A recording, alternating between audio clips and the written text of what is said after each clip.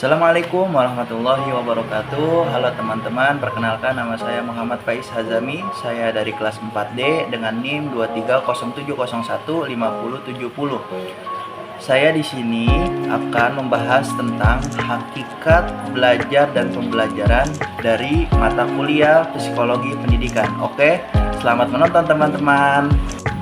Hakikat belajar. Belajar adalah suatu proses perubahan yang relatif permanen dalam perilaku atau kemampuan seseorang sebagai hasil dari pengalaman dan interaksi dengan lingkungan. Belajar tidak hanya terbatas pada penambahan pengetahuan, tetapi juga mencakup pengembangan keterampilan, sikap, nilai, dan kebiasaan. Selanjutnya, ciri utama dari proses belajar.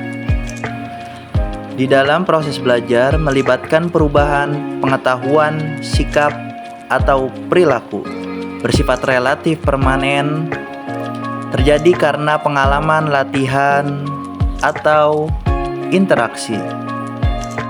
Bisa juga terjadi secara sadar maupun tidak sadar. Menurut Gekne menyatakan bahwa belajar adalah suatu proses di mana suatu organisme berubah perilakunya sebagai akibat pengalaman.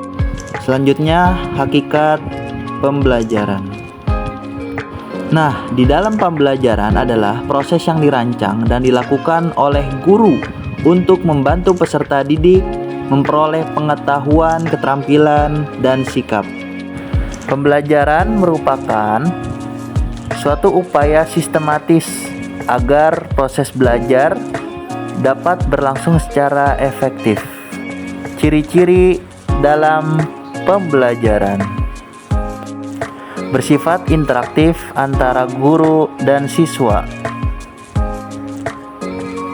bertujuan membantu siswa untuk mencapai tujuan belajar, terencana, terstruktur, dan memiliki tujuan-tujuan tertentu, memanfaatkan metode, media, dan strategi pembelajaran.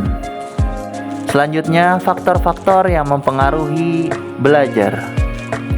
Belajar seseorang dipengaruhi oleh berbagai faktor, baik dari dalam diri maupun dari luar. Secara umum, faktor-faktor tersebut dapat dikelompokkan menjadi beberapa bagian. Yang pertama, faktor internal. Faktor fisiologis, kesehatan jasmani, kondisi panca indera, dan kelelahan fisik mental. Faktor psikologis, minat dan motivasi, bakat dan kecerdasan, kepribadian, dan sikap konsentrasi dan perhatian. Selanjutnya, faktor eksternal. Faktor lingkungan sosial mencakup keluarga, dukungan orang tua, teman sebaya, guru, dan suasana kelas. Selanjutnya, faktor lingkungan fisik mencakup suasana belajar, kebisingan, cahaya, suhu, sarana dan prasarana, buku, media, dan teknologi.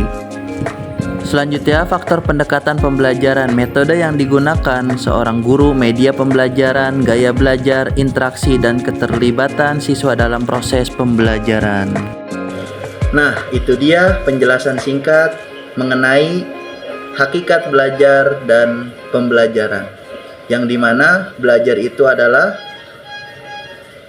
suatu proses dari diri seseorang ataupun peserta didik, dan pembelajaran itu adalah implementasi terhadap proses belajar tersebut.